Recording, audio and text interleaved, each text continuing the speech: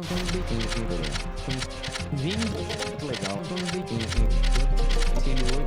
um episódio. Sejam bem-vindos ao segundo episódio do nosso podcast Politicando. O papo não é sério, mas o conteúdo é muito relevante. E hoje, primeiro vou me apresentar. Meu nome é Fernando, tá? Eu sou fisioterapeuta de formação, casado, cristão e empreendedor. E tô aqui com o meu amigo Jean. Ele é pai, cristão, marido, dentista e empreendedor. E o meu co-host do nosso podcast aqui. Legal, é um prazer estar começando mais um episódio do nosso podcast, né? As coisas estão acontecendo muito rápido. E hoje o prazer é maior ainda, porque a gente estamos recebendo aqui o pastor Ricardo Rocha. Eu te conheço há pouco tempo, mas eu tenho uma admiração enorme pelo senhor. O senhor tem agregado muito assim na minha vida, aprendendo, enfim, muito feliz de ter o senhor aqui. Valeu. Pastor Ricardo Rocha, ele é pastor batista reformado, pós-graduado pelo Dallas Theological Seminary, e é isso? É isso aí. Mestre em teologia, CEPAG, e doutorando em teologia reformada pela Mackenzie. Pelo Mackenzie, na verdade, é pelo Reformed Theological Seminary, nos Estados Unidos, onde o Mackenzie tem uma parceria, né? Então é isso aí. Muito interessante. E para a gente começar o episódio, para quebrar o gelo, eu vou fazer a pergunta que eu acho que vai ser a pergunta de todo começo de podcast aqui. Me conta uma história de quando você era criança. Quando eu era criança. Uma que marcou você, uma que talvez ligue tudo isso, ou uma só que veio na sua cabeça agora, que eu perguntei. Tudo bem. Eu tenho muitas histórias. Eu acho que eu tive uma infância muito legal, assim, sabe? Eu tive uma infância de brincadeiras na rua, sabe? Aquela coisa de fazer as brincadeiras de roda, pega-pega, pique-esconde, aquelas coisas de criança mesmo. Eu tive uma infância, acho que foi muito legal mesmo. Subir em árvore, fazer umas doideiras. Eu acho que uma das histórias que acho que me marcou na minha infância... Não sei se vai ser uma boa memória, mas enfim, é uma delas. Hoje eu dou risada, é claro. Mas eu fui esquecido no supermercado. Acho que todo mundo já foi já. Minha mãe, ela foi fazer compras e de repente ela chega em casa e diz ela, assim, esqueci um pacote, né? Tá faltando alguma coisa. E pensa, e quando chega a conclusão, meu filho, cadê ele? Era um pacote. E aí ela voltou pro mercado, estava eu lá sentado, acho que alguém do mercado já estava comigo, eu sentado e comendo uns doces e mais ou menos isso. Quer dizer, eu lembro somente da história, né, que ela conta e eu acho que é muito bem típico da minha família, assim, a gente é bem assim, bem que desligado mesmo e foi uma coisa pra gente dar risada, né? A gente tem várias histórias, pra você ter uma ideia. Ô pastor, vou falar Ricardo, tá? Faça favor. O nosso último convidado contou a história que quando ele era criança, que ele, com um amiguinho dele, ele tentou cavar um buraco até a China. É umas histórias muito loucas que vem. É interessante. Mas, Ricardo, como que essa parte, a religião ou o caminho vem desde do berço, da sua família? Como é que isso começou aí dentro da sua casa? Veio as primeiras... o que você lembra de como tudo isso começou, se faz pouco tempo? Certo. Eu vejo assim que religião ela sempre faz parte da vida das pessoas, né? As pessoas elas sempre trazem uma bagagem sobre quem é Deus, sobre o que elas creem, porque isso determina a vida delas. Mesmo as pessoas que se denominam sem religião, elas têm conceitos, crenças, né, que lhes são transmitidas. Você pode perguntar para qualquer pessoa que se diz sem religião e conceitos como o que acontece depois que eu morro. Mesmo que ela diga assim, não acontece nada, que morrer acabou, isso é um conceito até mesmo religioso, não é? Porque envolve a existência talvez de um não futuro, uma não divindade, então também envolve o religioso. Eu nasci num meio cristão protestante, né? Meus pais já eram protestantes e eu nasci dentro desse ambiente, mas apenas como um religioso também, né? Ia nas reuniões, nas igrejas e participava, só que sem entender o que estava acontecendo. Era parte de um sistema religioso, sem compromisso com a minha alma, apenas com a minha participação física naquela religião. Então eu cresci nesse ambiente. Foi também um ambiente muito saudável, porque criou-se regras, me deu direção para muita coisa. Isso então, com quantos anos? Então, desde pequenininho, né? eu entrei numa adolescência e na juventude, onde é uma fase de muitas perguntas, muitos questionamentos e muitas direções sendo apresentadas. E eu acho que, nesse sentido, a religião ali, ela me manteve dentro de uma norma, de uns padrões aceitáveis para minha família e me livrou de envolver com muita coisa ruim, né? Então, mesmo não tendo esse encontro com Cristo ainda, o fato de estar participando, pelo menos, de uma religião, me ajudou a manter dentro de alguns padrões, fora de drogas, fora de bebedeira e tudo mais. Em São Paulo? Bom, meu pai era vendedor, então a gente viajava muito, se mudava muito, né? Então eu tive parte da minha infância no Paraná, e a gente é de São Paulo, né? Mas mudamos para o Paraná por causa do trabalho do meu pai, voltamos para São Paulo, então ficou nesse eixo Paraná e São Paulo, onde eu me recordo. E aí, aos 18 anos, eu tive um encontro com Cristo. Aí sim, aí deixou... A religião não é mais somente aquele conjunto de regras, rituais e normas, mas ela passou a ser um relacionamento com Deus. Aí eu o conheci, ouvi a sua voz, senti a sua presença, senti minha vida sendo transformada. Aí muda todo o cenário. Não é só mais uma religião institucional, né? Como foi esse encontro? Teve um cara, momento... Eu te falo assim que foi algo muito racional, cara. Assim, vou te falar. Eu tava... Ricardo é racional. Né, você vê, né? Uhum. Foi assim... lógico que eu amo, assim, logo ter as experiências com Deus e tal, mas eu entendo que é muito racional também, né? Esse culto racional. E eu estava na igreja e eu ouvi o pastor falar algo que ele sempre falava. Cansei de ouvir ele falar aquilo. As mesmas histórias, os mesmos exemplos, o mesmo apelo, só que naquele dia fez diferença. Assim, meus olhos se abriram, não é? E aí nós entendemos que isso é o novo nascimento, a atuação do Espírito no coração, que desperta, abre os nossos olhos para que a gente entenda a verdade, porque sem esse agir do Espírito, não tem como a gente entender a verdade, porque a Bíblia fala assim que nós estamos mortos nos nossos pecados, então não tem como você ter esse entendimento das coisas espirituais se o Espírito de Deus não abrir seus olhos. E foi o que aconteceu. Meus olhos se abriram e eu entendi racionalmente que eu era um pecador e que precisava de um Salvador. E ali, Cristo, entendendo que Ele é o meu Salvador, Ele é o Salvador, aquele que perdoa os meus pecados, eu rendi minha vida e falei, cara, eu não tenho como ir para outro lugar, buscar em outra fonte, eu entendo que é Ele a solução e eu entreguei a minha vida. Então foi algo bem racional. Lógico que os olhos se abriram, eu entendi a mensagem do Evangelho e me submeti, me rendi. Foi esse o momento da minha conversão, né? Mas então, antes dos 18 anos, você aprontou alguma coisa? Você começou foi para um outro caminho? Não, assim, eu vou te dizer assim, que eu nunca fiz algo que talvez fosse socialmente mal visto, né? Vamos dizer, né? Um jovem até chato, assim, careta, vamos dizer assim, né? Nunca me envolvi com as coisas por causa como eu disse, aquela questão da religião que me deixou dentro dos parâmetros, mas eu tinha, assim, muitas coisas que eu fazia que hoje eu entendo que é contrário àquilo que Deus tem para nós, né? Então, eu aprontava, era muito mais no âmbito dos meus pensamentos, das intenções do meu coração. Então é muito mais interno, né? Coisas que... Não chegou a... Não, era coisa mais interna que só Deus sabe a feiura que era, a podridão que era.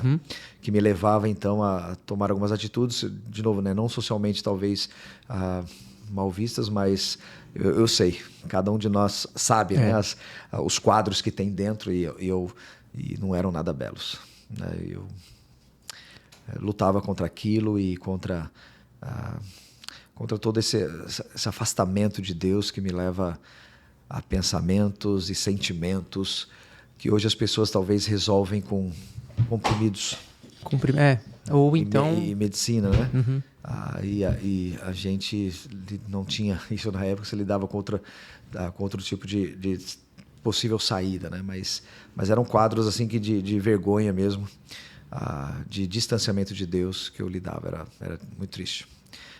Mas é isso, graças a Deus foi uma página virada, né? E hoje eu só olho para a beleza que Cristo fez. Né? Consegue sentir, né? Olhar e comparar a conversão. Eu tenho muitos pontos nesse momento, né? Que faz pouco tempo que eu me converti. Então eu sempre achei que eu era livre. Então sempre caminhei. E hoje, quando eu olho tudo aquilo que para mim, naquele tempo, não, mas isso aqui não é problema. Isso mesmo. Porque eu não parava para prestar atenção.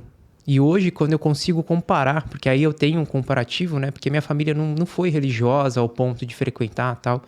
E quando eu olho pro meu passado, eu falo, caramba, Eu fazia muita coisa que pra mim tinha todo sentido, não era nem, não sou ruim por causa de, não, mas quando eu começo a comprar, eu falo, caramba, que vergonha que eu tenho de mim mesmo. E aí a gente começa a entender um pouco mais. Muda os valores, não é? Porque, tá vendo? Não era socialmente mal visto.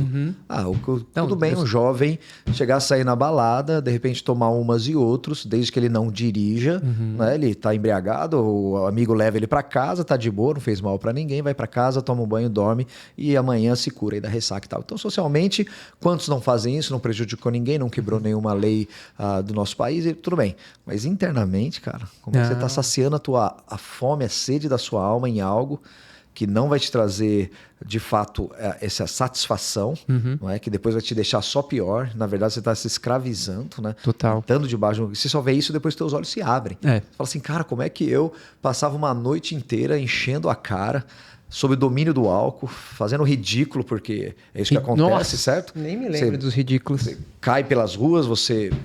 fala bobagem. Eu achava que era engraçado, achando que... tira um sarro de você e você acha que você tá legal. Tô no topo aqui. Que vergonha, cara. Você fala assim, poxa, eu sou já um homem formado, talvez, né? Já um universitário, alguém que está procurando ser alguém na vida. E eu me submeto a essas coisas, né? Quando os olhos se abrem, a gente... Aí consegue fazer essa diferenciação de valores. Não, é transformador, totalmente transformador. É achar que você antes só tô fazendo o que eu quero aqui, mas será que é? Não, acho que não, né? Era toda quinta-feira, quando chegava sábado, começar a pensar o que ia ser o final de semana, para onde ia ir, com que ia gastar. E aí começava... E aí deixava acontecer, enfim. Mas era muita coisa que aconteceu. E, Ricardo, então aos 18 anos, os olhos se abrem. E você está onde? Eu estou em São Paulo, né? E ali estava ouvindo a pessoa que se tornou depois meu pastor, né? Era no ABC Paulista, em Santo André. Então eu estava lá e quando eu tive esse encontro com Cristo, todas as coisas mudaram mesmo, né? Assim, começou assim, mudança de valores. Acho que a primeira coisa que vem é esse impacto da mudança de valores. Você fala assim, cara... Esse estilo de vida que eu levo e não é correto. Eu entendo na minha alma que isso não é correto, que não está trazendo benefício, satisfação para a minha vida e principalmente está desonrando meu Deus. Então é uma mudança de valores. Depois entra para a mudança de hábitos, né? E de comportamento, mas essa mudança de valores foi central. E quando que você caminha em direção a entender que você tem que seguir o ministério... Quando que você... Depois eu passei um bom tempo aprendendo, né, as coisas da fé, quem é Deus, quem é Cristo, como eu me relaciono com Ele, como eu ouço a sua voz, os primeiros passos da fé. Por mais que eu já tinha um histórico religioso, eu sabia talvez conceitualmente, mas nunca de fato, né, assim, na prática mesmo. E agora eu estou aprendendo isso. E aí posso dizer que foram, nos próximos 10 anos aí, foram bem importantes para a minha vida nessa fundação, mas eu acho que depois de uns 4 anos eu fui desafiado. Teve um pregador que veio e ele era missionário num país onde era proibido a proclamação do evangelho, um país fechado ao evangelho, e ele veio e fez um desafio, né? E naquele momento eu senti chamado, assim, tocado, direcionado, melhor dizendo, né? Porque entendo que todos nós somos chamados, né? Deus nos chamou, Ele já nos deu uma ordem, né? Mas Jesus é muito claro em Mateus 28, 18 a 20, quando ele diz assim, olha, vocês vão por todo o mundo, né? E façam discípulos de todas as nações. Batizem, ensinando tudo aquilo que eu vos tenho guardado. Então existe um chamado para todo mundo. Agora, direcionamento, cada um tem uma direção. Chamado é para todos, direcionamento, cada um tem o seu. Então, assim, eu fui direcionado naquele momento para estar me envolvendo com uma obra missionária nesse país fechado. Qual país? Para a China. Né? China? Pra China. Então, que ano isso? Isso foi em 93, mais ou menos, uns China fechada totalmente, né? Aí eu fui chamado para isso, eu não vou aqui dizer o nome da pessoa, tá? Porque ele ainda está ligado ao lugar. Ele ainda... O governo comunista chinês ainda persegue? Ainda monitora, tá? Simplesmente pela pregação do evangelho. Pela fé, porque aí ele me desafiou e naquele momento eu entendi que Deus estava me dando uma direção para ir para aquele lugar. E aí foi o começo de um preparo. Eu comecei a me preparar, fui fazer uma faculdade me preparando para aquele lugar, né? Porque eu não poderia entrar como religioso, né? O país é fechado, eu teria que entrar como um profissional. Então eu fui fazer uma faculdade, fiz a faculdade, me formei para entrar naquele lugar. E fui. Depois de alguns anos, né? Depois de 4 anos de faculdade, aí no comecinho de 2000, 2001 ali eu fui. Eu e a Adriana nós fomos. E aí entramos na grande terra, entramos naquele lugar como profissionais. E aí foi uma outra fase, né? A fase de reaprender tudo. E como a Adriana, a sua mulher, ela recebeu isso? Como é que foi isso? Ou foram assim, juntos? Como é que foi? A gente estava naquele momento ali de culto, né? Então esse pregador estava trazendo o desafio, aquilo veio como uma flecha assim no meu coração, sabe? Incendiou meu peito. Falei, meu Deus, o que está acontecendo aqui? Sabe? Deus dando aquele direcionamento claro. Às vezes até meio sem nexo. Né? Como é que você vai para um país fechado, que é proibido pregar o evangelho e pregar o evangelho? Cara, você está assinando talvez uma sentença de morte, porque sabe, você vai dar a sua vida. Só que aquela história, quando a gente entrega a nossa vida a Cristo, você deu a sua vida a Ele, certo? Não tem o viver volta. é Cristo e morrer é lucro. Não tem jeito, você o ama de uma forma que você entrega a sua própria vida. O cara fala, isso é fanatismo. As pessoas entregam suas vidas para tantas coisas, como a gente estava falando, pessoas entregam a vida para uma profissão, entregam a vida para uma ideologia, para um partido político, para uma noite de bebedeira. Eles entregam as suas vidas. Aí quando a gente fala que entrega a vida a Deus, aí é fanatismo, né? Tudo bem. Mas todos nós vivemos por algo. Tem gente que vive pelas riquezas, vive para ganhar dinheiro, vive para ter fama. Todos nós vivemos por alguma coisa. Então eu fui chamado, eu fui conquistado para Deus e eu vou viver a minha vida por Ele. Então assim, eu falei, cara, estou pronto se precisa até morrer. E então naquele momento veio aquela convicção. Aí eu falei, eu estava noivo, né? Eu falei, cara, vou casar com aquela moça linda e agora? Quando eu olho para ela, eu estava no púlpito, né? E ela estava no auditório. Quando eu olho para ela, ela estava olhando para mim. Assim, olho com olho, cara. E não era aquela coisa assim, te amo, né? Aquela coisa assim. Mas era assim, eu vi que ela estava também impactada. Aí de longe eu falei assim, vamos, né? Eu soltei, mexi os lábios e ela fez assim, vamos. Cara, foi um negócio assim, de Deus, assim, eu lá e ela aqui, Deus mesmo, sabe, cara, foi um negócio assim, maravilhoso. Aí falou, agora já era, meu filho, agora nós vamos entrar naquele lugar e seja o que Deus quiser. E aí foi uma experiência assim bem interessante, porque lugar fechado ao evangelho, onde pregar o evangelho é crime, onde o nome de Jesus tem que ser banido, onde Bíblias são queimadas, igrejas são fechadas. E aí você leva a mensagem mais preciosa que a gente tem, cara. Quanto tempo você ficou lá? Fiquei 2 anos. E qual foi as piores situações que aconteceram? Cara, assim... Já foi pego, vocês tiveram que omitir alguma coisa? Sim, tivemos que dar se virar nos 30, né, como diz ali. Então, assim, a gente chegou e alguns momentos, né, a gente... primeiro, assim, nós alugamos um apartamento, éramos em 2 famílias, né? E uma ficou no andar de baixo, outra de cima. Então a gente sempre se reunia e sempre falava assim pra gente, olha, tome alguns cuidados, nunca fiquem, por exemplo, muito tempo num ambiente só, mesmo dentro da sua casa. Você tá aqui, tá conversando aqui meia hora, sai daqui e vai para outro ambiente e fica conversando. Eu falei, cara, esses caras são meio doidos, né, cara? Um negócio meio de espionagem, os caras têm umas neuras assim. Eu ficava assim, né? Aí até um dia a gente achar a nossa casa, teve um bug, né? Teve uma escuta, né? Eles implantaram uma escuta em casa. Sério? Então a gente fuçando lá aí achamos o aparelhinho. Aí você fala, rapaz, que o negócio Se tem bem um, por deve aí ter mesmo, outros né? aqui, né? Então a casa grampeada, né? Para nos ouvir, ver os nossos passos. E aí a gente começou a ficar um pouco mais esperto, né? Assim, falou, então vamos ficar um pouco mais atento. E aí um dia a gente começa, a estratégia era... A gente estava lá para aprender a língua, aprender a cultura, o primeiro passo. Né? Você se comunicar, você é um bebê na cultura, você chega numa cultura milenar, cara. Você tem que aprender tudo. Aprender desde falar bom dia até entender os conceitos e os valores, porque os caras fazem o que fazem. E aí a gente começou a estudar a língua, e depois de um certo período já de comunicação, a gente ia para as faculdades, né? E andar nas faculdades ali.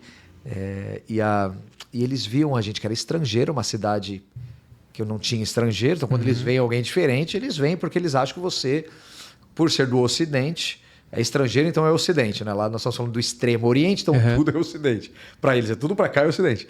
Então eles vão ocidental. Então eles falam inglês e eles querem aprender inglês. O jovem quer aprender inglês, ele quer ter conhecimento para fazer business, para, enfim. Então eles vêm falar com a gente, vamos aprender, vamos conversar em inglês? Vamos conversar em inglês. E aí, vamos tomar um café? Não é café, né? Chá. Vamos tomar um chá? Vamos fazer alguma coisa? Vamos, ok. E aí começa a desenvolver uma amizade e aí a gente começa a conversar em inglês, é claro, mas eu tenho um assunto só, né? A gente vai ter um assunto só. Estamos lá por causa daquilo, que é a proclamação do evangelho. E a gente começa a conversar sobre as coisas, porque assim, é proibido eu proclamar o evangelho, fazer um prosélito, vamos dizer assim, né? Agora, se ele me perguntar, eu posso responder. Como parte da cultura ocidental. O cristianismo é cultura. Por mais que o cristianismo é do Oriente, né? É o Oriente Próximo, é o Oriente Médio, né? Mas para eles é Ocidente. Porque está do lado, né? Do outro lado para eles. Então eles podem perguntar como parte da cultura. Então eu posso responder. E aí as pessoas viam em casa. E teve uma ocasião que eu já estava conversando com uma moça e minha esposa. A gente já estava estudando a Bíblia com ela. E aí bate na porta a polícia. Cara. Sim. Eu estava lá dentro de uma salinha, a Adriana vai e ela só fala lá na porta, Ricardo, a polícia está aqui. Cara, é assim, para nós, se a polícia vê o que a gente está fazendo ali, para nós é deportação, a gente vai embora. Para ela, não. Aquela que... Para ela, ou é campo de concentração, prisão ou morte. Não tem jeito. Só de estar fazendo uma atividade legal ali. De, por exemplo, estudar o evangelho. É ilegal e não pode. Tem uma forma, se você quiser fazer, que é numa igreja oficial, controlada pelo Estado, mas ali não. Ali é ilegal, é uma atividade ilegal, clandestina. E você acha que o governo entende os impactos que o Cristo pode trazer para uma sociedade, para as pessoas? Não, entende sim, porque existe até inclusive uma agência missionária que chama Missão Portas Abertas, que trabalha com a igreja perseguida no mundo todo. Né? Então eles ajudam a passar essas informações e eles, na ocasião, a China se posicionava como um dos países de maior perseguição ao cristianismo. Hoje não, hoje está em 12º lugar por ali. Mas na época estava entre os top 3 aí, né? E então essa organização colocou assim, divulgou uma frase que na época da União Soviética, da antiga União Soviética comunista, né, fechada, falaram para o governo chinês, para o Partido Comunista Chinês, e falaram assim: se a China quer manter o controle e o comunismo, né, ela precisa matar o bebê do cristianismo enquanto ele está na manjedoura.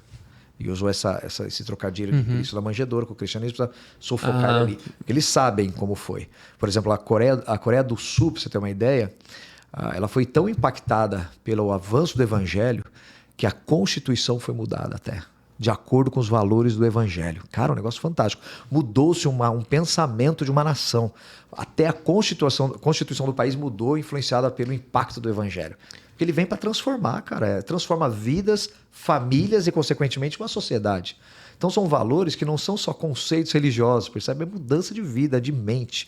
Nós dizemos que é a metanoia, essa transformação de mente que nos leva a deixar agora as coisas que Deus condena, como os crimes, os assaltos, as embriaguezes, as traições, tantas outras coisas que as pessoas acham que é só moral, mas que traz um profundo impacto na sociedade. Então, a sociedade começou a ser mudada e mudou. Então a Coreia do Sul hoje é a segunda maior igreja do mundo e tem toda uma base cristã. Então, lógico que esses países sabem. A China sabe desse perigo para eles. E hoje, para você ter uma ideia, na China se convertem aproximadamente, estatísticas, né? A gente não tem como contar pessoa por pessoa, mas as organizações estimam 10 mil conversões por dia na China. Tudo bem, são 1,5 bilhão de pessoas. Tudo bem, tem gente, mas entendeu? Olha como cresce, como as pessoas, um compartilha para o outro, e o evangelho vai avançando. Quanto mais eles apertam, isso é história, viu, gente? Quanto mais você aperta a igreja, quanto mais você persegue a igreja, mais ela cresce. Tertuliano dizia assim, um dos pais da igreja dizia assim, que o sangue é a semente da igreja. né? Quanto mais ele é derramado, mais brota. Né? Então, isso está acontecendo nesses países fechados, que não é a nossa realidade. Né? A gente tem uma certa perseguição aqui, mas... não chega nem a pensar em relação a... É um cisco, né? Tudo bem, você está na rede social, vocês estão fazendo esse podcast, a gente está falando das coisas espirituais, coisas de Deus, é lógico que pessoas vão falar assim, eles vão criticar. Esse é o tipo de perseguição. Sim. Isso não é nada, cara. Certo? Isso não é nada. Então, assim, aí a gente estava lá e a polícia me bate na porta. E aí? A esposa fala, Ricardo, a polícia está aqui. Eu falei, agora, se essa moça for pega por nós, menos mal por ela. Pra você ter uma ideia, cara, algumas coisas, alguns crimes lá, eles te executam em praça pública. Louco. E cobram a bala da tua família. Sabe, o negócio... Isso não é invenção, isso é real, cara. Sim. Então, assim... E eu fiquei preocupado com ela e aí eu falei, Adriana, vem pra cá. A Adriana entrou e eu falei assim, esconde essa menina, bota ela no armário, faz alguma coisa e eu vou conversar com o guarda. E aí ele, lógico, ele estava lá e ele, passaporte, visto, o que você está fazendo aqui na China? E começou várias questões. E eu assim, só clamando ao Senhor, Deus, não deixa ele entrar na sala. Não deixa ele ir para dentro, né? Se ele acha essa moça. Era uma universitária e tal. E aí eu só tentando ser levantar menos suspeita possível, né? Só que daí o meu chinês ainda não estava num nível aceitável, estava muito básico ainda. Então, muito do que ele falava eu não estava entendendo. Uhum. E aí eu acho que isso me facilitou, porque eu só falava assim, olha, eu não te entendo. Né? Wotin Budon, eu não entendo. Então, eu falo, não te entendo. Então, aí acho que ele cansou, mas ele levou uma meia hora nesse cansaço ainda. Meia hora? Uma meia hora ele ficou em casa. Eu falei, rapaz, assim... E aí depois ele virou as costas e foi embora. Aí eu... Acho que esse foi um dos pontos, assim, para mim foi bem difícil, porque não envolvia só a minha vida, envolvia a vida de uma pessoa de lá, que ela poderia ter alguma uma outra situação, né, para a vida dela. Agora, uma bem legal, assim, que eu gostei, que foi assim, bem... A gente foi contrabandear a Bíblia, né, cara? Contrabandear a Bíblia. Aí vai contrabandear as o mercado negro. Aí o mercado negro. A gente foi contrabandear. A gente estava fora dessa época da China comunista, né? A gente estava em Hong Kong, né? Porque até então não tinha reanexado à China. Hong Kong era uma colônia inglesa de fala cantonês, né? Então a gente estava lá. E aí a gente queria fazer uma incursão no continente. E levar umas bíblias lá, né, cara? Fazer um negócio assim bem clandestino mesmo. E aí oramos, enchemos uma bolsa, uma mala de bíblia. Vamos entrar. E aí entramos. Só que assim, né, cara? Você entra, se você é pego aquilo, você é preso. Aí eu não sei qual é os trâmites, né? Você é estrangeiro, mas enfim, você está entrando com material ilegal, de uma forma ilegal. E aí a minha oração existia... Teve um contrabandista muito famoso, né? Que inclusive o livro dele é O Contrabandista de Deus. É o irmão André, que ele é o fundador dessa missão Portas Abertas que eu te falei, né, que fala com a igreja perseguida. E ele era conhecido porque ele tinha um fusquinha. Então ele tirava todas as... Lembra? Bom, aí você vai ter que usar só a memória, viu, mano? Do Fusca, certo? Lembra? O Fusca ele tinha uma parte interna assim na porta que você podia abrir, ele saía tudo, como se fosse... E ali era tudo oco, sabe? Era... para passar fio de só metal, som, né? Era metal, era buraco na tampa. Então ele tirava aquilo, ele enchia aquela coisa de Bíblia, forrava o fusquinha dele de Bíblia e fechava. E ele entrava na União Soviética, na época era dos países da União Soviética, né, ali que compunham. E então ele entrava com o fusquinha dele, era o contrabandista de Deus. Ele tem um livro escrito e ele tem um momento que ele fala, que ele faz uma oração. E essa foi a minha oração naquele dia, também do contrabando. Ele fala assim: Senhor, o Senhor deu vista aos cegos. Agora eu peço que o Senhor segue os que vêm. Quando ele passava nas fronteiras, cheio de Bíblia. E ele passava várias vezes. E passava cheio de Bíblia. E aí contando a história das entregas, né? Então, daquele momento, fiz a oração dele, a minha oração. Lógico que numa proporção infinitamente menor, né? Porque o que ele fez foi assustador, né? Pro evangelho. Aí eu falei: Deus, fecha o olho desses caras da imigração pra gente passar de boa. Porque se eles param... A gente tá entrando na China, é estrangeiro, cara. Eles já estão de olho aberto. Já está destacando alguma coisa. O que o estrangeiro está fazendo aqui? Ainda não estou falando de uma grande cidade como Beijing, Shanghai, que são cidades onde os homens de negócios vão fazer negócio. Estava falando de uma cidadezinha, tudo bem, uma cidade de Guangzhou. Guangzhou era uma cidade uma área muito grande, mas não era assim um lugar grande turístico, lá, né? cara. Não é conhecido pra gente aqui. Exatamente. Então, assim, era uma cidadezinha pequena. China então, que assim, não é grande. a gente Não foi tem muito sentido, né? A gente foi de trem, quer dizer, não era nem de avião, era o estrangeiro aqui, que esse cara... Enfim, tanto que a gente nessa cidadezinha, 6 anos, todo mundo para pra te ver, cara. Um negócio assim, eu com a minha filha no colo, as pessoas circulavam, elas faziam assim uma bola, um aglomerado em volta da minha filha pra vê-la. Uma criança com os olhos esbugalhados, né? Então eles... Cara, a gente era parado nas ruas, pra você ter uma ideia. Então chama atenção. E eu falei, Deus, fecha os olhos desses caras. E aí, combinamos, um vai na frente e faz toda suspeito, faz toda a cara de suspeito. Como é que eu faço a cara de suspeito, né, mano? Vamos dizer, um faz a cara de suspeito pro outro atrás passar. Porque se pararem para o primeiro, o segundo entra. E aí nós planejamos lá um negócio, um teatro assim, e fomos. E aí, tudo daí acabou que não parou nenhum de nós, nem o cara que estava fazendo a suspeita. A cara de suspeito não usou muito. Não foi o ator, foi o artista, né? então, foi bom. O ator não pararam. Ainda bem. Entrou todo mundo, entramos com as bíblias, então foi assim... deu uma adrenalina, né, cara? Que você fala assim, meu Deus, se pega, a gente tá lascado. Mas vamos embora, né? E nós entramos e aí deixamos as bíblias com um pastor missionário lá para ele fazer a distribuição dentro das igrejas clandestinas que ele ajudava e tal. E foi uma experiência muito legal, cara. As bíblias em inglês. Não, em chinês. Chinês? Chinês. Bíblia em chinês, cara. Aí por isso que é proibido, ele tá doido ali. Não... ia dar problema, né? E aí ficamos lá esses 2 anos trabalhando, tivemos várias experiências e pessoas chegando a Cristo, cara. Foi assim muito bom ver a sede do povo e uma cultura riquíssima, lindíssima. Foi um tempo assim muito bom que nós passamos lá e depois fechou-se aquele ciclo na nossa vida, né? Foram 2 anos e uns quebradinhos e aí nós voltamos para o Brasil. Mas eu guardo aí da China muito carinho no meu coração, gosto muito do mandarim, falo um pouco ainda e enfim, e a gente vai para a nova etapa agora, né? O que Deus tem para nós aí. E depois que você saiu da China, veio para o Brasil, aí o que você fez aqui no Brasil? Porque eu sei que você não ficou muito tempo no Brasil. Aí eu voltei para o Brasil, voltei aqui para Balneário. A gente estava trabalhando aqui na igreja, ajudando uma igreja local aqui, nossa igreja. E aí eu tive um outro convite de ir aos Estados Unidos, né? Para a gente trabalhar com uma plantação de igreja lá, uma pequena igrejinha que estava começando. E aí foi algo assim que também eu senti muita direção de Deus no momento. E nós fomos. Aí, tá vendo? Uma experiência completamente diferente, né? De China comunista para os Estados Unidos, que é considerado um país cristão. Considerado, né? Onde você tem liberdade, teoricamente, de pregar. E aí eu passei 6 anos lá. 6 anos naquele lugar, aprendendo, ensinando.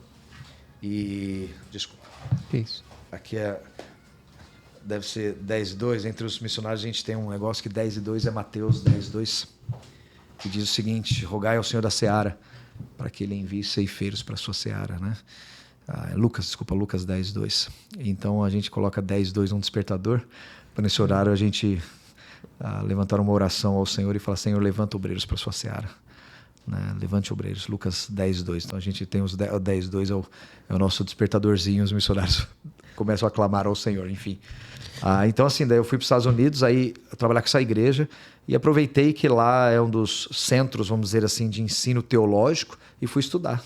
Eu falei, cara, a gente no Brasil, a gente estuda, os livros que a gente lê na nossa formação teológica no Brasil, os autores são os americanos. Então eu tô aqui, eu vou atrás desses caras e vou estudar com eles e aí fui. Aí eu fui fazer um curso, minha graduação lá no Dallas Theological Seminary e foi assim, para mim foi uma casa do oleiro, né? Foi um lugar de desemboldado.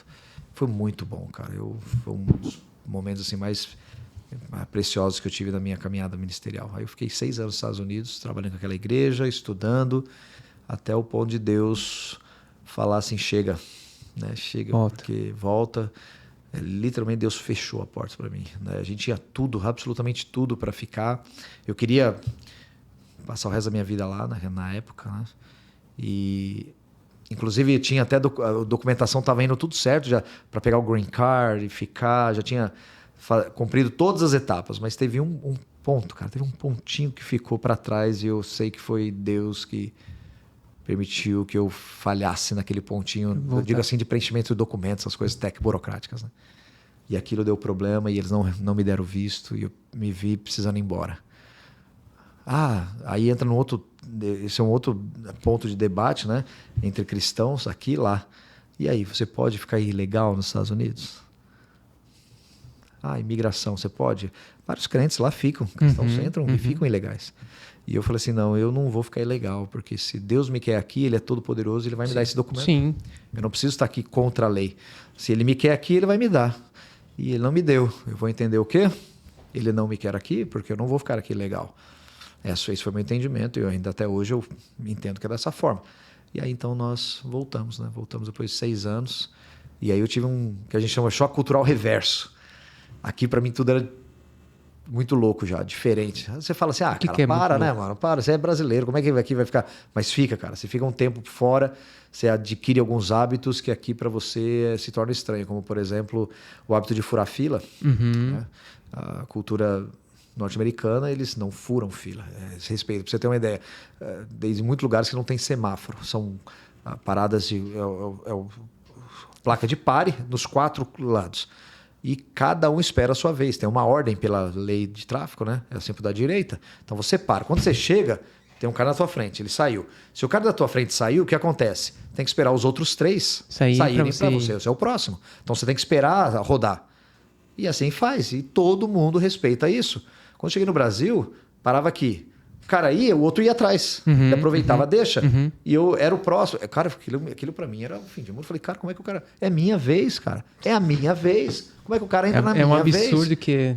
Certo? E a gente ficava assim, indignado, cara. Assim, você tá vendo? Pontos simples, culturais, mas que a gente vai... eu percebi isso, esse negócio do trânsito, comparado com São Paulo e aqui Balneário. Certo.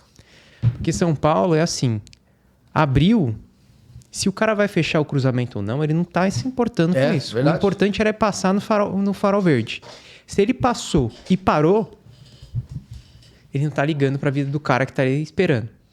Aqui, é uma diferença tão pequena que causa tanto impacto que eu olhava que as pessoas, quando não tinha espaço para o cara sair de um ponto e ir para o outro, senão ele ia fechar o cruzamento ou ia ficar em cima da faixa, o cara fica parado. E é uma coisa tão pequena que você percebe e fala assim, caramba, eu quero morar aqui. Por isso, eu da sacada do meu apartamento, eu vejo a Terceira Avenida e tem uma faixa que não tem sinal, né? Não tem sinal de trânsito, é uma faixa que os carros param. E às vezes eu fico olhando assim, e quando eu vejo pessoas embicando assim, para atravessar a rua, eu falo, para. Porque eu fico pensando, eles não podem pegar a mesma mania do pessoal de São Paulo, que nunca vão parar e vão ficar continuando. Porque é bonito de ver. Você assim, organizado, né? Não, é muito bonito, organizado. Você fala assim, a pessoa tá pensando no outro, o outro atravessou, foi. Porque o que é 10 segundos que ele vai perder na vida dele se ele esperar a pessoa atravessar. Verdade. E eu olho isso e falo assim, não, é muito diferente. Imagina você vindo de uma cultura totalmente diferente, depois de 6 anos, vir pra cá e ver todo esse jeitinho brasileiro, né? Esse jeitinho brasileiro, que isso devia ser uma vergonha para nós, né? Porque desde que foi instituído, porque isso quando eu falo assim, jeitinho, não estou falando da flexibilidade que o brasileiro tem de se adaptar. Acho que isso é muito legal da nossa cultura, a gente se adapta fácil, né? Nós somos um povo que se ajeita, que é muito querido em vários países, porque nós nos adaptamos fácil. A questão do jeitinho é quando se leva vantagem. Essa é a questão, aquele desejo de levar vantagem. A lei de Gerson, né, do lado da década de 70, que impregnou na nossa cultura a lei da vantagem. Então, se eu estou levando vantagem, então isso aqui... Então, todas essas coisas, para que eu vou fazer o certo se eu posso ganhar os 5 segundos ali, vou passar? Eu estou entrando numa vaga, daí estou dando seta e o cara vem e entra na minha vaga que ele viu... Pô, pra que isso? É que isso são as coisas pequenas, tem as coisas grandes mas também. Mas mostra, pra você ver, de novo, Fernando, mostra essa questão de valores, cara. O que importa sou eu, não é você. Isso. Eu pego o seu direito e tudo bem, desde que eu leve vantagem. Isso tem muito a ver com aquilo que você falou lá no começo, que era uma coisa que você sentia, só que as pessoas não viam. Exatamente, isso é interno. Isso é a feiura interna, cara. Isso. Ninguém tá vendo que eu tô falando. Ninguém tá vendo, né? Eu joguei o papel no chão, ninguém tá vendo que eu furei a fila. Cara, isso é... Nada, você sabe disso. Isso é essa pintura interna que a gente sabe que o pecado é que faz isso e a gente se acomoda, gosta disso. Mas diante de Deus, isso precisa ser tirado. E o interessante é quando o brasileiro vai para os Estados Unidos, ele respeita todas as regras de trânsito. Ele respeita, tem que respeitar. Ele respeita 100%. E quando ele volta para cá, parece que viram a chave na cabeça dele. Cara, é muito louco isso. Não, aqui beleza, aqui tô tranquilo, aqui eu posso fazer o que eu quiser. Tanto que lá, assim, a polícia só te para se ela vê você quebrando alguma regra, senão ela não te para.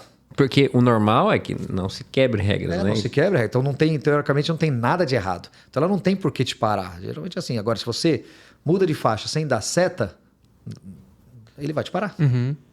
Daí ele vai te falar assim, você viu que você mudou de faixa sem dar seta?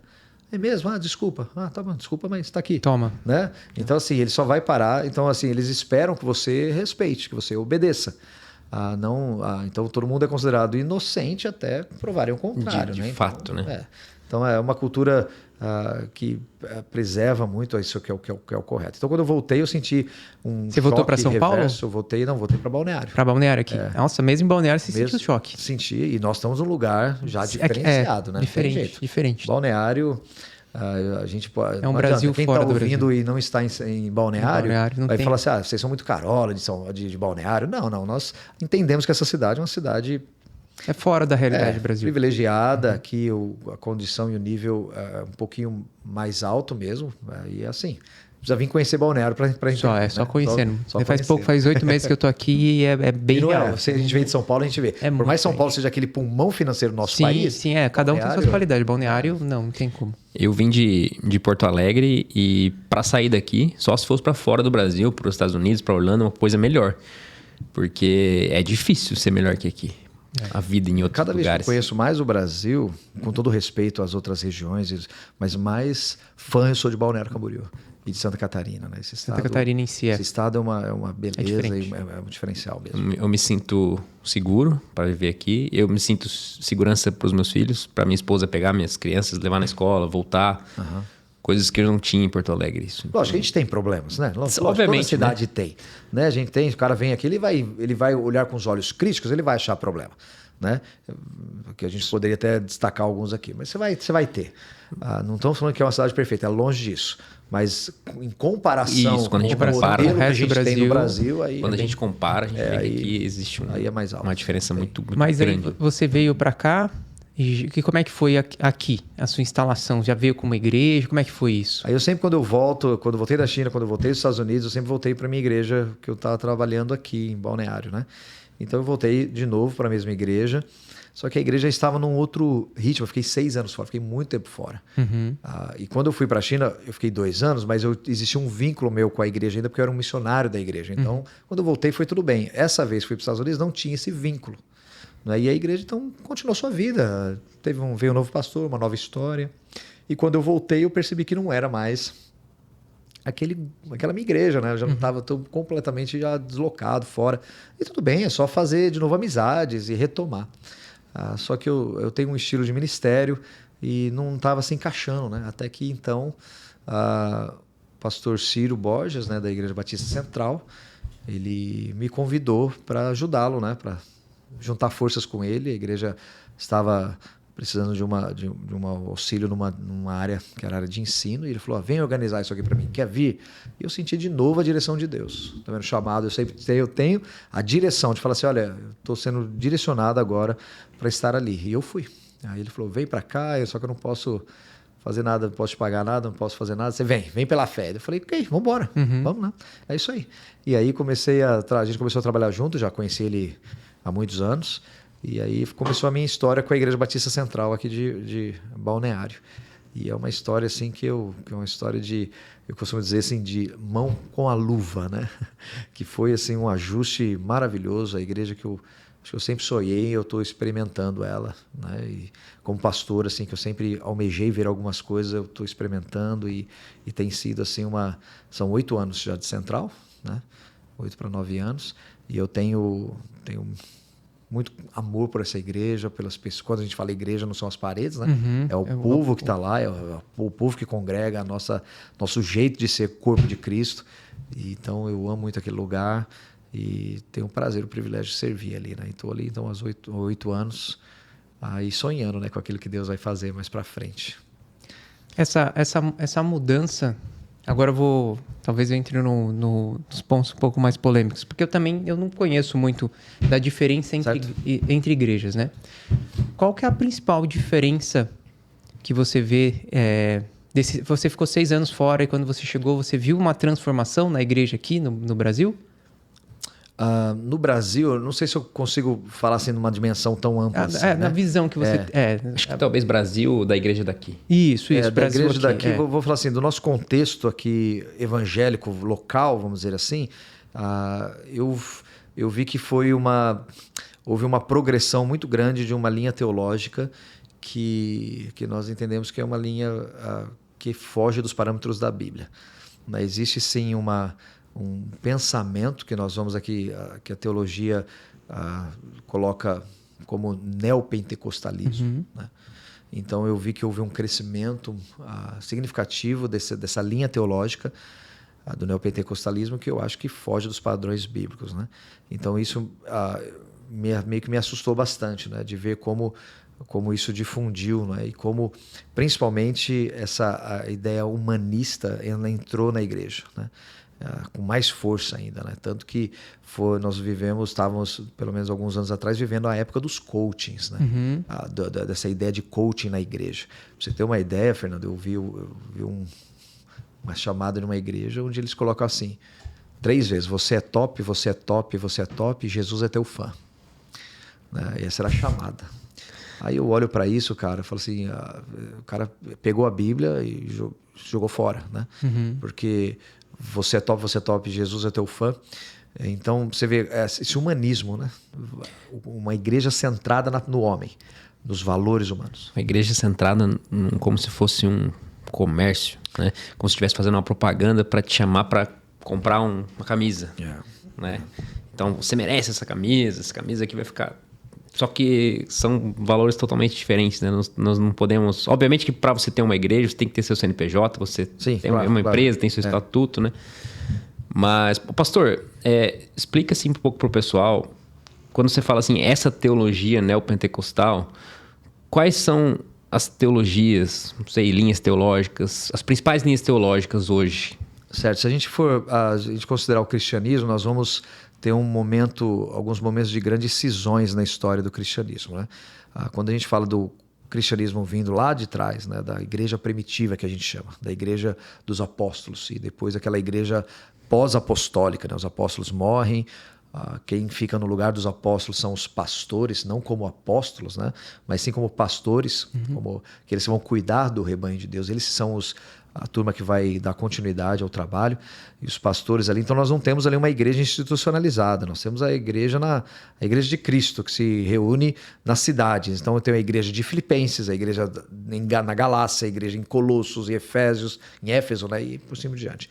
Então a igreja está ali na vida da comunidade, nas casas, nas catacumbas, no ar livre, enfim. A igreja, claro, se institucionaliza, né, com o imperador Constantino, então, oficializando o cristianismo como tolerado no império. Teodósio I, no final do século IV, ele oficializa de fato como a religião do império. E a partir dali, então, agora eu tenho uma institucionalização. A igreja ela se torna do Estado e com o Estado junto, né? Então aí começa uma linha, vamos dizer assim, uma igreja, que nós vamos chamar ela de igreja, essa igreja católica, mas ainda não romana. Católica no sentido de universal, né? Então eu tenho uma igreja sendo institucionalizada e caminhando. E que com o decorrer da Idade Média, ela vai se tornando cada vez mais romana no sentido que a gente entende. Houveram algumas cisões, como a igreja copta no começo, depois com a igreja do Oriente, que é a igreja ortodoxa, né, ali por volta do ano de 1000, e depois nós temos a Reforma Protestante, em 1517. E ali é o rompimento e o início de uma volta à teologia da igreja primitiva. Porque a igreja, quando ela se institucionaliza e torna cada vez mais uma igreja romana, ela acaba se afastando daquilo que os apóstolos de fato ensinaram. Se chama uma igreja apostólica, quer dizer, fundamentada no ensino dos apóstolos, mas ela está cada vez mais se distanciando da doutrina dos apóstolos. Isso é história, só você ver aquilo que a Bíblia ensina e aquilo que a igreja na Idade Média ensinava. Distância. E a reforma, então, traz a igreja de novo para o eixo. essa proposta, não era uma proposta de dividir a igreja, mas de trazer a igreja de novo para as escrituras. E aí você tem um lema, sola escritura, né? Traga de novo aqui a Bíblia, a nossa regra de fé. Vamos trazer para uma teologia só, aquela mesma teologia apostólica, não é, dos apóstolos. Só que a igreja, claro, já estava institucionalizada, tinha muitos outros interesses, dinheiro assim absurdo rolando, e ela não ia romper com tudo aquilo.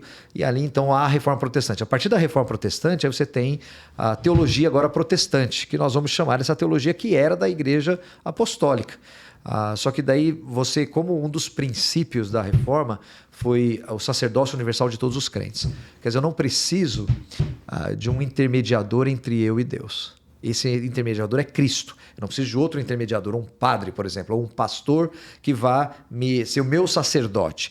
Cada crente é o seu sacerdote. Cada crente pode ir a Deus por meio de Cristo Jesus.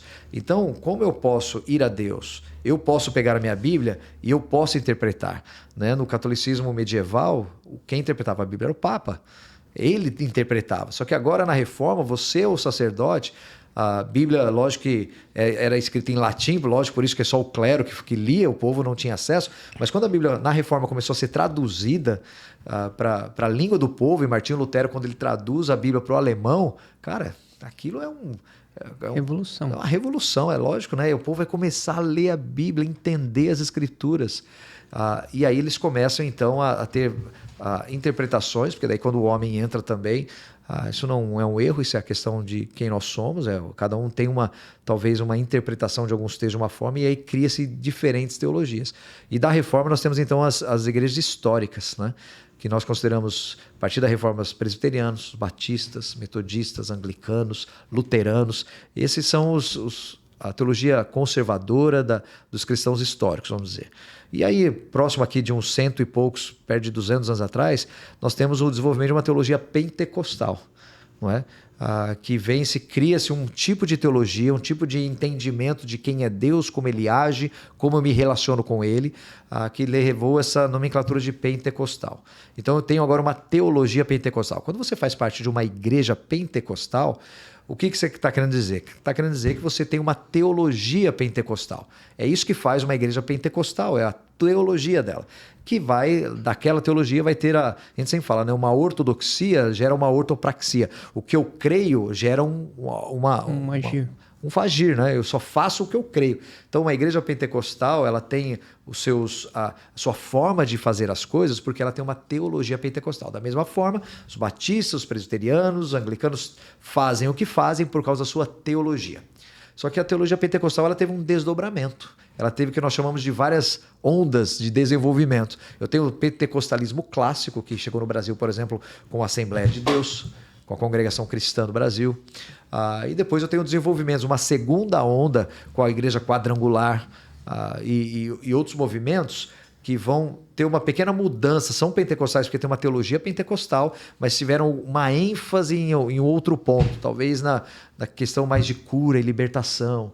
Já é um desdobramento. E aí o neopentecostalismo ele é uma terceira onda, é um terceiro desdobramento da teologia pentecostal, onde agora entra, principalmente, aqui vai alguns pontos dessa teologia neopentecostal, que seria prosperidade, essa teologia da prosperidade, que seria o melhor aqui e agora, seria essa ideia positivista, né, de você profetizar e algo acontecer, tudo para o seu bem, porque você está no centro, você é top e Jesus é seu fã, tá vendo? São todas essa linha dessa teologia neopentecostal de ser essa teologia da prosperidade, mais esse humanismo, ele dá esse formato do neopentecostalismo. Só que ninguém coloca lá igreja neopentecostal, Deus alguma coisa. Ninguém faz isso.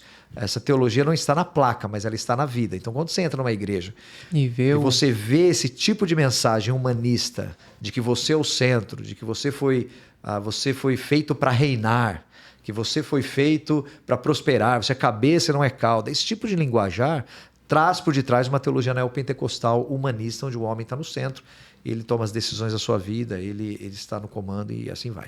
Né? Então, essa ideia dessa teologia neopentecostal, que é uma das teologias que mais permeia hoje as igrejas. Então, quando eu voltei dos Estados Unidos, eu senti muito isso, esse avanço dessa teologia neopentecostal, Inclusive, até as igrejas pentecostais clássicas, elas recebem esse tipo de carga, né? As pessoas acabam... tem uma mistura, uma homogeneização muito grande, né? Assim, ele ouve o que a gente chama de pragmatismo também, né? Dá certo, então eu vou fazer. Se dá certo é porque deve estar certo. Então não importa por que eles fazem isso. Está dando certo, então vamos fazer também. E por que você acha que ela é tão atraente assim? Porque eu acho que ela mexe de novo, ela mexe com algo que nós só podemos ter satisfeito em Cristo, mas a gente tenta satisfazer em nós mesmos. O ego, né? Alguns procuram na bebida, na fama, no dinheiro, outros procuram em si mesmo. Né? Essa satisfação em si mesmo. Então o ego ele é exaltado. O ego ele fala assim, olha, você é top mesmo. Jesus é seu fã mesmo. Você foi feito para reinar. Tá vendo? É tudo centrado no homem. E isso satisfaz, mesmo que temporariamente. O que a Bíblia chama de cisternas rotas, né? Não retém água. Você tem aquela aguinha ali, mas por outro lado eu tenho a promessa de fontes de água viva. Como é que você vai ter cisternas rotas? Jeremias, Deus através de Jeremias ali falando ao profeta para o povo, vocês estão cavando cisternas rotas, eu tenho fontes de água viva. Mas a gente quer cisternas rotas. Quem não quer se sentir valorizado? Quem não quer achar que pode todas as coisas? E a gente vem com aquele papo de Miss depois, sabe? O papo de Miss Brasil, né? Se eu cheguei aqui, você também pode chegar. Se eu tive sucesso, você também pode chegar. E a gente vive nesse ufanismo, assim, E o que fortalece desejos próprios, assim. E ela fortalece, não, você vai conseguir, você pode fazer isso, não. E ela fortalece isso e traz como eu sou importante, e acho que fortalece o ego das pessoas que estão ali, né? E assim, eu entendo que a gente precisa de palavras de apoio e incentivo. Não estou negando isso. Mas a realidade das Escrituras é outra. Né? Eu sou importante, sim, ok, eu posso entender que eu sou importante, mas eu não sou o centro, certo? O centro é outro. O centro é Deus, ele é o centro e na pessoa de Jesus é o centro da nossa história. Então, quando eu olho para o ser humano, e agora biblicamente, quando eu olho para mim, eu não vou ver como eu sou importante, vou ver como eu sou um miserável pecador. E como eu estou em extrema carência da graça de Deus. Porque se me deixar sozinho, se deixar eu comigo mesmo e você com você mesmo, o resultado não vai ser bom. É só olhar para a nossa sociedade, certo? Você vai ver que o resultado não vai ser bom. Agora, quando você é confrontado com a sua natureza pecaminosa e que existe uma forma de você lidar com essa natureza pecaminosa, que é com Cristo, transformando a sua vida, aí tudo muda. Então, eu acho que o ego ele não é feito para ser exaltado, que é o que a nossa cultura quer.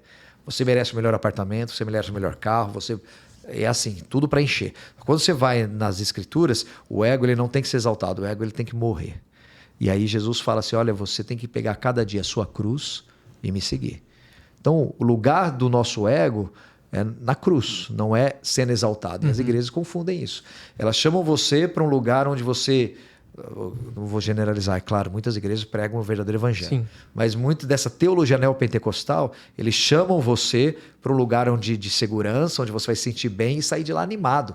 Uau, saiu um vencedor, agora eu posso... palestra motivacional. Né? Palestra motivacional. Agora eu vou vencer na vida. Né? Só que ele não sabe que você vence na vida quando você mata o seu eu. Quando você anda a segunda milha, quando você dá outra face, quando você nega a si mesmo. Aí você está vencendo, você está se parecendo mais com o Salvador, que é o objetivo de cada cristão. Se parecer com Cristo, não se parecer com aquele coaching que dá tudo certo. Então a gente tem referenciais errados, né, e modelos errados, e a igreja acaba absorvendo esse modelo, essa teologia neopentecostal, desse modelo de que uma pessoa de sucesso. Quer ser uma pessoa de sucesso? Vá aos pés da cruz. Eu acho, na verdade, é uma coisa que eu penso que muitas dessas pessoas que estão nessas igrejas, elas não têm realmente, elas são ignorantes porque elas não entendem o que está escrito. Então ela vê uma pessoa que está ali num posto de autoridade, né? Escuta ele falando e acha que aquela é a verdade, porque elas não tiveram a curiosidade de buscar um pouco mais. Queria fazer uma pergunta aqui. O que essas pessoas que nunca se questionaram, o que elas deveriam se questionar e o que elas deveriam procurar para saber se elas estão numa igreja que segue a palavra ou se elas estão numa igreja que prega palestras motivacionais? Eu falo assim, você deve procurar uma igreja que abra as Escrituras e que expõe essas escrituras para você.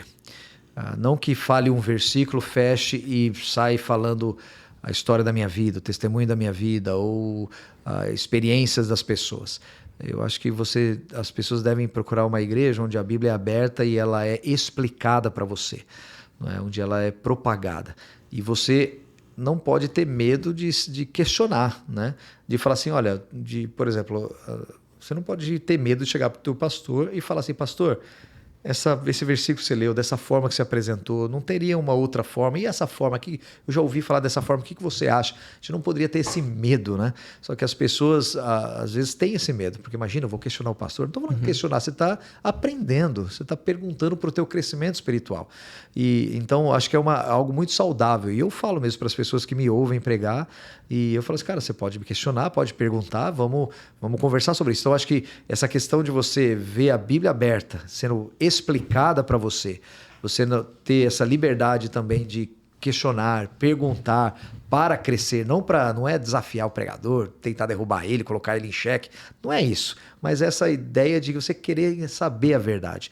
Então, as pessoas eu falaria que não devem procurar uma igreja pelas suas luzes, pelo seu brilho, pela cor da roupa que as pessoas usam, pelas placas com o pastor de terno e gravata e com o seu cabelo impecável. E também não deve pela sua informalidade. Às vezes, outra igreja, outro extremo, essa informal, toda... Não, ela deve achar um lugar onde a Bíblia é aberta e a Bíblia é explicada, porque aí não tem erro, você não vai ser enganado. Você sabe a razão da tua fé e você não vai ser levado por qualquer vento de doutrina, porque você tem a Bíblia como esse fundamento, né? Então eu falaria isso, procure um lugar onde a Bíblia é aberta e explicada, e ensinada. E o interessante, Fernando, é que é assim, né? Porque acho que todo mundo vai falar assim, não, aqui eu abro a Bíblia. Eu explico a Bíblia. Eu coloco alguns versículos eu coloco alguns no telão, falo sobre isso e pronto, estou ensinando a Bíblia. Mas aí existe um outro fator que é legal a gente mencionar, porque assim, como é que eu sei que aquela fala, aquela interpretação está correta? Ele está abrindo a Bíblia e está falando. Por exemplo, você pega o Evangelho, coloca aqui entre aspas, né, porque não é evangelho, mas é chamado de Evangelho segundo Allan Kardec, do Espiritismo, né? Não é evangelho, porque o Evangelho é as boas novas sobre a morte e ressurreição de Jesus. Então, fica esquisito, porque eles nem em ressurreição creem. Então, assim, eles pegam João capítulo 3, um versículo. Se você não nascer de novo, não pode entrar no reino dos céus. Pronto, eles falaram que é reencarnação. Tem que nascer de novo. Cara, peraí. Um versículo solto, certo? Se você vai no contexto, você vai ver que Jesus está falando desse tipo de... Não é reencarnação, né? Está falando de uma mudança de vida. É esse novo nascimento, essa mudança de vida, um nascimento espiritual. É isso que ele está falando, nada a ver com reencarnação. Mas tá vendo? Como é que eu sei que essa interpretação não está... Acho que se questionar, né? Questionar. Aí você tem que ir para algo mais amplo. Tudo bem, aquela minha interpretação, ela tem amparo no restante das escrituras? Tem amparo? Tem. Opa, então eu estou no caminho certo. Não tem amparo. O que eu estou ensinando aqui, o outro versículo ali, ele está falando o contrário. A Bíblia há erros? É claro que não.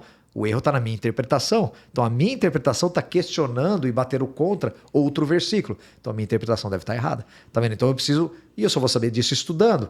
E tudo bem. E essa interpretação? Alguém na história da igreja já defendeu isso? Fernando, a gente tem 2000 anos de história, mano. Há 2000 anos de história cristã, eu digo. 2000 anos nós estamos conversando sobre teologia cristã. Aí chega eu aqui como pastor, pega um texto e fala assim, a partir de agora, eu acho que é assim que interpreta esse versículo. Mas em 2000 anos de conversa, ninguém ainda falou o que eu falei.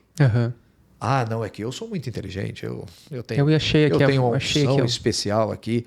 Cara, isso é arrogância pura e um erro terrível.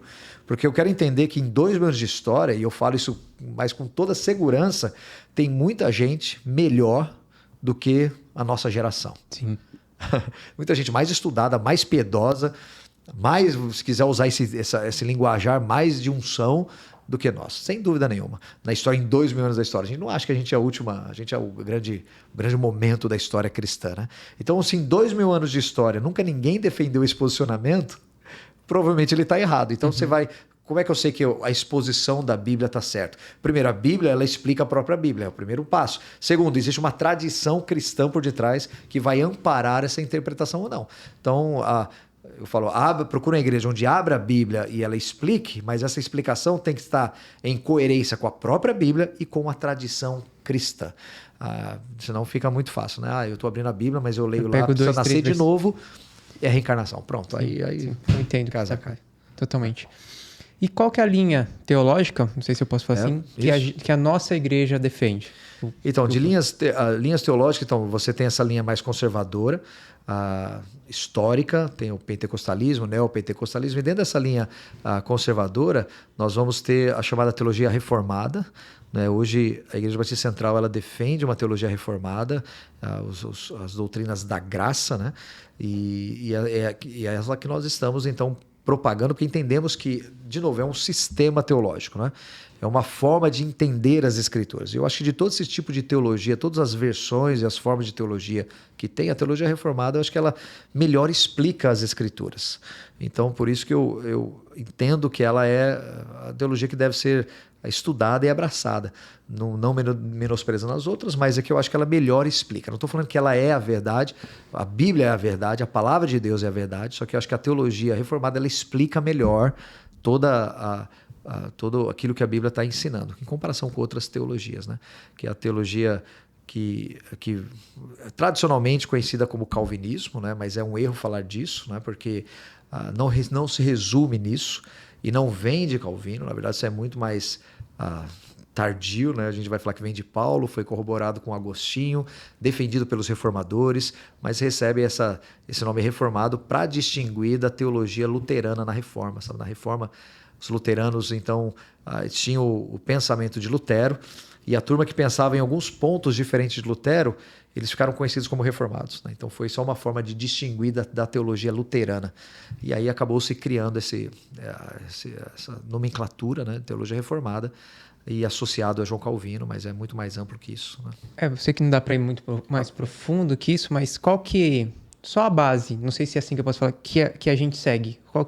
Qual a base da teologia? Isso, a base. Os principais pontos. Isso é uma pergunta que muita gente faz ainda hoje, até mesmo em âmbitos mais acadêmicos, né? O que de fato é a teologia reformada? Né? Defina a teologia reformada para nós, para quem talvez não saiba. E aí eles ficam discutindo o que é. Alguns levam até para um lado de uma prática. Quem pratica, quem faz esse tipo de coisa na igreja é uma igreja reformada, de teologia reformada. Mas eu vou aqui usar, talvez, a expressão de R.C. Sproul, né? Que é um teólogo reformado falecido em 2017. Um dos grandes referenciais da teologia reformada, ele fala assim, a teologia reformada ela enfatiza a soberania de Deus, ela vai enfatizar o aliancismo, que seria uma teologia da aliança também, e o sínodo de Dort. Né? Agora, calma, eu já falei muita coisa aqui, talvez você esteja ouvindo e fale assim, rapaz, 0-0, fiquei na mesma, né? Tudo bem. Quando a gente fala de teologia da aliança, o aliancismo, nada mais é do que a gente entende que Deus se relaciona conosco por meio de alianças. Fez uma aliança com Adão, fez uma aliança com Noé, fez uma aliança com Abraão, com Davi e uma nova aliança em Cristo. Né? Então Deus ele sempre se relaciona conosco por meio de alianças. Simples assim, lógico que não estou falando uma coisa bem superficial, né? Mas só mostrando um panorama. E o sínodo de Dort foi um sínodo que foi feito, né? Uma reunião que foi feita com pastores, teólogos, professores, porque a teologia, os pontos das doutrinas da graça estavam sendo questionados por um professor de teologia chamado Jacó Armínio. Então eles estavam questionando esses pontos que a igreja defendia e eles fizeram esse sínodo então para discutir de fato, será que Armínio está correto? Né? E foram discutir e aí viram que ele estava errado no posicionamento dele e estabeleceram então os cânones de Dort, que é o resultado desse encontro, desse sínodo, que ficou aí conhecido como os 5 pontos da teologia reformada em questão da soteriologia, da doutrina da salvação, que seriam que a gente usa em inglês o acróstico TULIP, que é da tulipa, né? Da flor.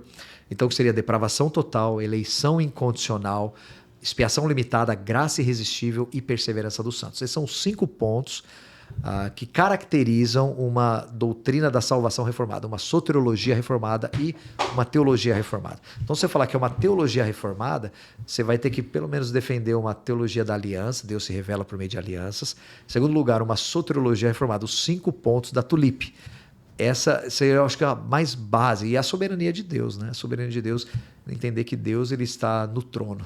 E tudo que ele faz de acordo com o seu agrado. Não é o homem quem define, que decide, não é o acaso, a sorte, mas quem define o rumo das coisas, do universo, quem controla todas as coisas é Deus. Então a teologia reformada ela tem esses pontos, vamos dizer assim, bem básicos. Eu acho que é assim que a gente pode definir. Eu acho que eu não erro falando isso. A gente já está caminhando para o final, mas pastor, o que você deixaria para uma pessoa que está nos ouvindo aqui, teologia, isso, aquilo, por onde ela começa? Fala, não, então eu quero entender a Bíblia, eu quero aprender sobre Jesus, eu quero me desenvolver. E no caminho, assim, no caminho. O que eu faço? Para onde eu vou? Hoje informação tem em todo canto, né? Informação, já vemos na era da informação, né?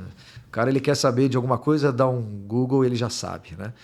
Se aquilo é correto ou não é outra história, mas ele tem acesso à informação. Eu acho que esse é um dos grandes... Existe um grande benefício nisso, mas também um grande prejuízo, né? Então, o prejuízo é que a gente não sabe das fontes. Hoje, qualquer um pode entrar lá no Wikipedia, né, e colocar um artigo e aquilo acaba passando por verdade. Eu falei assim, você quer saber sobre Jesus? Existe um lugar para ir. As Escrituras, é a Bíblia, não tem jeito. Ela vai falar sobre ele. Não é? Jesus mesmo fala, olha, vocês acham que vocês vão ter a salvação aqui? Saibam que esse livro ele fala de mim. Jesus mesmo diz que as Escrituras falam dele, né? João 5:39, se não me engano. Então você tem as Escrituras, vá para ela. Só que as Escrituras é um livro antiquíssimo, não é? Que como todo livro, não é só a Bíblia, mas como todo livro precisa ser estudado, né? Ele tem um contexto histórico, cultural, linguístico, geográfico que você precisa ser estudado. Então, comece pela Bíblia e eu falaria, procure uma igreja onde essa Bíblia é pregada, onde ela é ensinada de verdade, onde tenha escola bíblica dominical, onde tenha estudos bíblicos, não somente aquele devocional, lê um versículo e Deus te abençoe naquele dia, mas que se aprofunde nas Escrituras, que explique quem é Jesus, quem é Deus, o que é a vida abundante, o que é o reino de Deus, o que é o sacrifício de Cristo. Vai procurar uma igreja assim. Então, comece pela Bíblia e procure uma igreja que vá te explicar isso. Eu acho que essa é a minha dica aí, para quem está querendo se aprofundar mais. Acho que é isso, né? Nossa, legal. Foi muita coisa, dava para ir muito mais. Que pena que a gente teve que correr aqui no final. Mas eu fico muito feliz mesmo pelo pastor ter vindo aqui. Obrigado mesmo. Porque foi muito bom. É um papo que eu gostaria muito de estender. Continuar e perguntar e tal. Então a gente toma cuidado aqui no qual pergunta que a gente vai fazer, que a gente sabe que tem coisas que são muito profundas, que se colocar superficial às vezes vai ficar mal entendido, talvez, tal, enfim. E eu sei que o Ricardo aqui, ele tomou cuidado para falar algumas coisas, para não trazer mais dúvidas, que muita gente tem muita dúvida, mas eu fico muito feliz, agradeço muito, espero que Valeu, gente. Obrigado. A gente tenha um outro bate-papo aqui. A gente tem 3 minutos? Tem 3 minutos ainda? Tem. Tem? Tem. Então tá. Pastor, para quem tá nos ouvindo aqui e diz, mas eu estou falando de Cristo, que tem que conhecer a Cristo. Eu sei que Jesus é, talvez na cabeça dela, um personagem, enfim. Qual a mensagem final que você deixa sobre Cristo? O que é preciso conhecer sobre Cristo? Eu falo assim, não existe ninguém semelhante a ele. Ele é a pessoa mais excepcional que já passou nessa terra, porque ele é Deus, né? Ele é Deus encarnado. E ele é o único que oferece perdão dos pecados e vida eterna.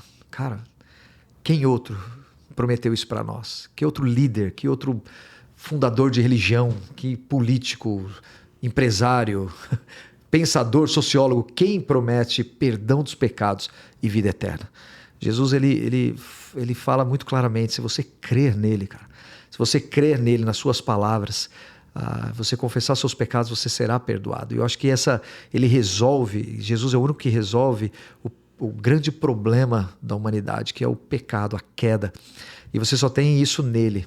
Basta você crer, confessar o seu nome, quer dizer, você crer nos seus ensinamentos e segui-lo.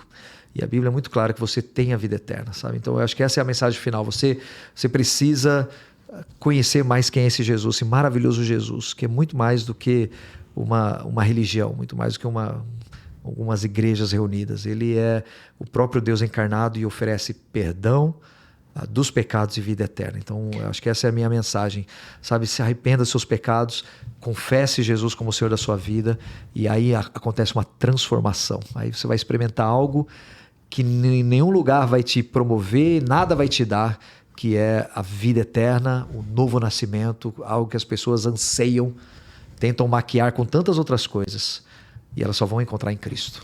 O pecado, essa ânsia, né? Esse pecado que nos acusa, acho que não existe nada melhor do que você ouvir assim do Salvador: os teus pecados estão perdoados. É o Aquele peso sai diante de ti. A dívida é cancelada. A dívida é cancelada. O meu jugo é suave e o meu fardo é leve. Ninguém é como ele, tá vendo? Como é que fala um negócio desse, cara? Como é que ele fala um negócio desse? É porque ele literalmente entrega isso, certo?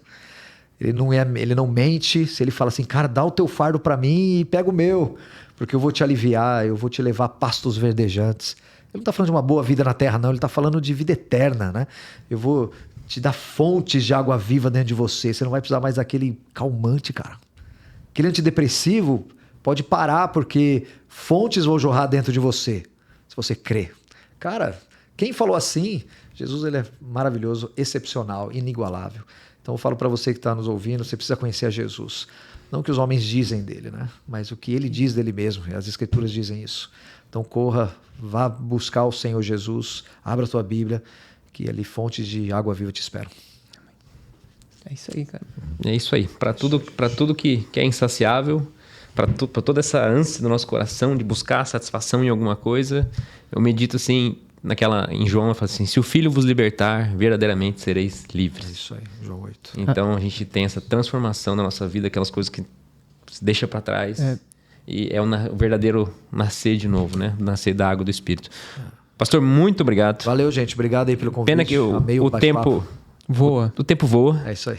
Com assunto bom, o tempo voa. Eu sempre ficava pensando, né? Como é que esse podcast pode ficar 3, 4 horas de podcast, né? Eu falo, mas não tem como. Mas vai, né? Quanto mais parece que vai conversando, vai aprofundando a vontade de perguntar algumas coisas. Mas, muito bom. E que a gente tenha isso novamente, né? Um papo, uma segunda parte. Valeu. Certo? Um grande abraço. Valeu, mano. Valeu. Valeu, gente. Tchau, tchau. Pede pra ele fazer a foto.